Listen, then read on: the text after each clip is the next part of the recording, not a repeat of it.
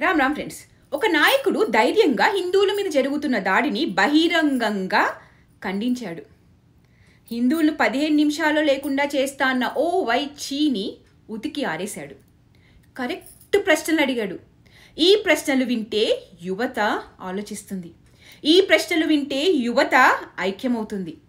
ఈ ప్రశ్నలు వింటే యువతలో మార్పు వస్తుంది. ఇంతకీ ఏమన్నాడు? ఇదే మీకు ఒక మహమ్మద్ ప్రవక్తకి పవిత్ర రంజాన్ మాసంలో మహమ్మద్ ప్రవక్తకి మీరు ఒక మాటని దూషించగలరా? దూషించి బతకగలరా? అల్లాని ఒక మాట అనగలరా? జీసస్ క్రైస్ట్ ఒక మాట అనగలరా? మేరీ మాతని ఒక మాట అనగలరా? కానీ పార్వతీ దేవిని తిడతారు, లక్ష్మీ మాతని తిడతారు. అంటే నువ్వు ఇస్లాంకి అపవిత్రం జరిగితే మాట్లాడితే సెక్యులరిజం, జగన్మాతకి కానీ పార్వతీదేవికి కానీ శివుడికి కానీ రాముడికి కానీ అయ్యప్పకి కానీ అపవిత్రం జరిగితే మా మనోభావాలు బాధపడకూడదు, గాయపడకూడదు, నోరు మూసుకొని కూర్చోవాలి. ఇది కదా కరెక్ట్ ప్రశ్న. ఎవ్వడికి ఇది అడిగే ధైర్యమే లేదు ఇన్ని రోజులు. సిటీలో ఉండే ఒక నాయకుడు 15 నిమిషాలు కళ్ళు మూసుకోండి, పోలీసుల్ని మేము హిందువులకి ఏంటో మేము చూపిస్తామంటే అది తప్పు పట్టకూడదంటే ఎట్లా? అది మతోన్మాదమా? ఏం మాట్లాడుతున్నారు మీరు?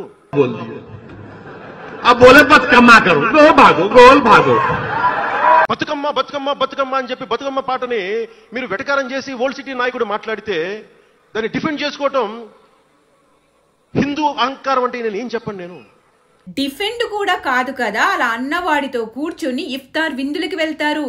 బాయ్ 1 మినిట్ తెలుగు మే బోల్దు, 2 నిమిషాలు తెలుగులో మాట్లాడడానికి పర్మిషన్ ఇస్తే జీ హుజూర్ నీ బాంచనని అడుక్కుంటున్నారు అసెంబ్లీలో.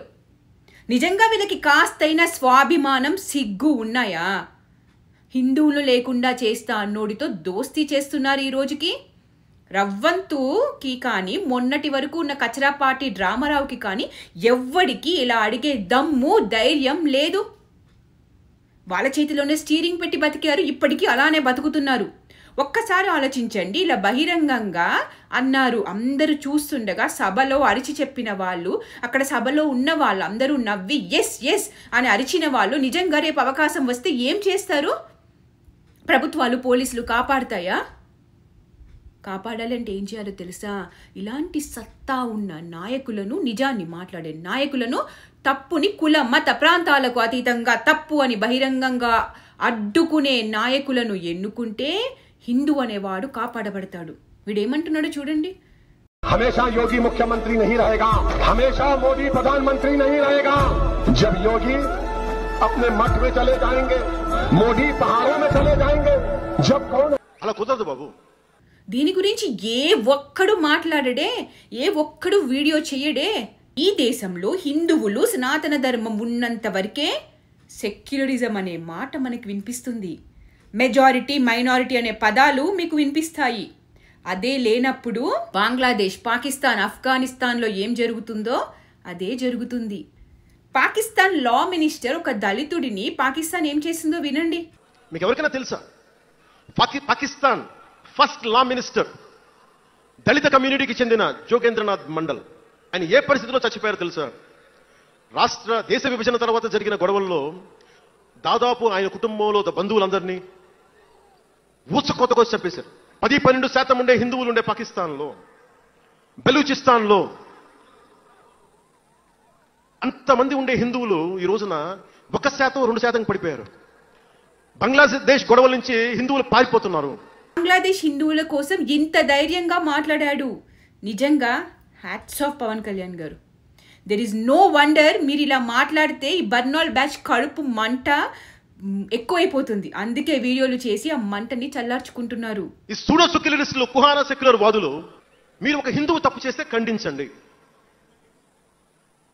ఒక ముస్లిం పట్ల ద్రోహం చేస్తే ఖండించండి, శిక్షించండి. అలాగే ఒక ముస్లిం ఒక హిందువుల్ని ద్వేషించినా దాడి చేసినా శిక్షించండి. ఇద్దరికి శిక్ష ఒకటే. అలా కాకుండా వీళ్ళనంటే ఓట్లు పోతాయి, వీళ్ళంటే ఓట్లు పోవని ఓట్ల రాజకీయం చేస్తేనే కదా ఈ రోజున ఇంత హైందవం భగవాన్ ఎందుకు ఉందంటే దీనివల్లే. ఇది కదా అందరూ అడగాలి. ఒక ఉగ్రవాది 1000 మంది బాంబ్ బ్లాస్ట్లో ప్రాణాలు తీశాడు. యాకూబ్ మీన్ అని ఒక కసాబు.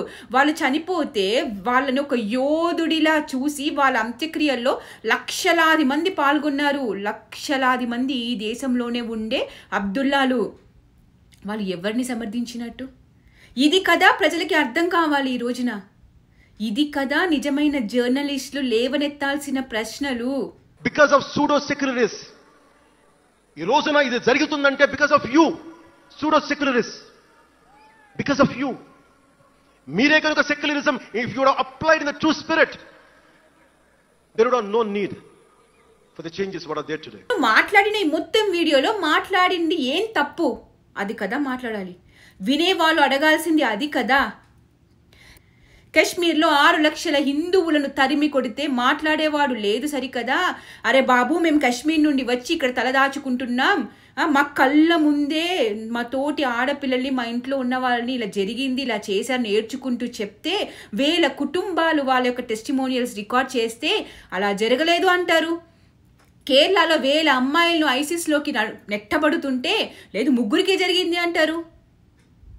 గోత్రా కోసం మాట్లాడడానికి నాయకుడికి ధైర్యమే లేదు ఎవరికి. పవన్ కళ్యాణ్ గారు మాట్లాడారు ఈ రోజున. కరసేవక్స్ రామ భజన చేసుకుంటూ ట్రైన్లోకి వెళ్తే ఒక గోత్రాలో ట్రైన్ తగలబెట్టేశారు. మరి దాని గురించి కూడా మాట్లాడాలి కదా.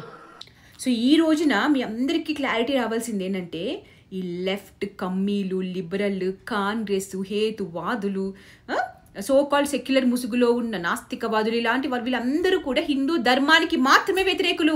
కేవలం హిందూ ధర్మానికి మాత్రమే వ్యతిరేకం అనేది ఈ రోజున వాళ్ళ విషంతో నిండిన వీడియోస్ చూస్తే మీకు అర్థమైపోతుంది. ఈ రోజున పవన్ కళ్యాణ్ గారికి వ్యతిరేకంగా వీడియోస్ చేసి అబద్ధపు ప్రచారం చేసే వాళ్ళని ఈ ప్రశ్నలు మీరు అడగండి.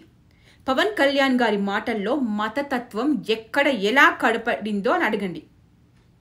హిందువులు ఇతర మతాల వారిని గౌరవిస్తారు, ఇతర దేవుళ్లను అంగీకరిస్తారు. అలాగే మిగతా మతాల వారు హిందువులను గౌరవించాలి అనడంలో మతతత్వం ఎలా కనపడిందో అడగండి. హిందూ ధర్మం గౌరవించాలి అని ఎవరైనా చెబితే ఆ పార్టీని మతతత్వ పార్టీ అనాలి. హిందువులకు రైట్స్ ఉన్నాయిరా, 3rd గ్రేడ్ సిటిజన్స్లా చూడకండిరా, మా దేవీ దేవతల్ని తిట్టకండిరా అంటే అది మతతత్వం అయిపోయింది. నేను భారతదేశం కోసం చనిపోవడానికి సంసిద్ధంగా ఉన్నాను, గుర్తుపెట్టుకోండి. ఇగో ఈ షర్మిలక్క మొగుడు పొద్దున లేస్తే పడుకునే వరకు సభలు పెట్టి మత మార్పిడి చేస్తాడు. అలాంటి మతోన్మాదిని పెళ్లి చేసుకున్న ఈ అక్క పవన్ కళ్యాణ్ విమర్శిస్తుంది ఈ రోజున మతోన్మాది అనుకుంటూ. మతాల ప్రస్తావన కాదు, మత విద్వేషాలు, ఉద్రేకాలు రెచ్చగొట్టేలాగా, మత సామరస్యాన్ని దెబ్బతీసేలాగా ఆయన మాట్లాడారు. మత ప్రస్తావన లేని రాజకీయం చేస్తానన్నాడు పవన్ కళ్యాణ్, ఇప్పుడు మాట తప్పాడు అని వాళ్ళకి చెప్పండి. మత ప్రస్తావన అంటే ఇతర మతాల్ని గౌరవించడం. మన మతం సనాతన ధర్మం జోలికి వస్తే ప్రశ్నించడం. చినుకుగా మొదలయ్యి 10 ఏళ్లకు తుఫానుగా మారాడు, మరో 10 ఏళ్లకి సునామీగా మారుతాడేమో అని వీళ్ళ భయమా? తప్పు చేస్తే హిందువైనా ప్రశ్నిస్తాం, రాజకీయ నాయకుడైనా ప్రశ్నిస్తాం. కానీ కేవలం హిందువుల కోసం నించున్నాడు, సనాతన ధర్మం కోసం నించున్నాడు, సరైన ప్రశ్నలు అడుగుతున్నాడు, యువతని మేలుకొల్పుతున్నాడు అని మాత్రమే ఇలాంటి టూల్ కిట్లు యాక్టివేట్ అయ్యి బురద చల్లే ప్రయత్నం చేస్తే మాత్రం ఊరుకునేది లేదు. నిజాలు బయట పెడతాం. ఇలాంటి ఫేక్ ముఖాలందరినీ ఎక్స్పోజ్ చేద్దాం. జై భారత్, జై హింద్.